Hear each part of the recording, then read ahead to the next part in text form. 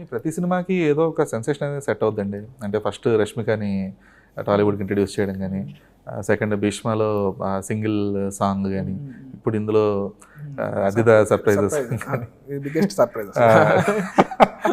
అది ఊహించని సర్ప్రైజ్. ఊహించని సర్ప్రైజ్. సో అంటే దాని రిలేటెడ్ డెసిషన్ మేకింగ్ ఎవరిది, దాన్ని జనాలు ఎలా పర్సీవ్ తీసుకున్నారనేది పక్కన పెట్టేస్తే అది సినిమాకి అది ఉపయోగపడింది. 100% అండి. అది ఖచ్చితంగా ఇంకోటి తీసుకోవాల్సిందే. నాకు నా ఫేవరెట్ పిక్ కూడా ఏంటంటే అదితో సర్ప్రైజ్. అంటే ఒక మాస్ నెంబర్ అంటే మాస్ నెంబరే కాకుండా దాంట్లో ఒక మెలడీ ఉంది అండ్ లిరిక్స్లో ఒక కాన్సెప్ట్ ఉంది. చంద్రబోస్ గారు అసలు అద్భుతంగా రాశారండి. ఎందుకంటే ప్రతి లిరిక్లోనూ అంటే దాంట్లో సర్ప్రైజులు రావడం అనేది చాలా కష్టం అండి. అంటే కథ చెప్తున్నప్పుడు మీరు లిరిక్స్ ఫాలో అవుతే కథ చెప్తూ ఉంటుంది చివరిలో ఒక ట్విస్ట్ చెప్పాలన్నమాట. అది ఓ 3-4 కథలు ఉంటాయి, 3 కథలు ఉంటాయి దాంట్లో. ఆ 3 కథలకి ట్విస్టులు చెప్పడం అనేది కష్టం. బాగా రాశారు అసలు చంద్రబోస్ గారు. 100% లవ్‌లో ఐటమ్ సాంగ్ గుర్తొచ్చింది నాకైతే. ఆ పిల్ల నీ భావనిస్తావా అని సాంగ్ ఉంటుంది కదా, ఆ ఫార్మాట్ అంటే అందులో కూడా అలాగే సీక్వెన్స్ చెప్తూ లాస్ట్లో వద్దురా అన్నట్లు ఉంటుంది. సో అది గుర్తొచ్చింది.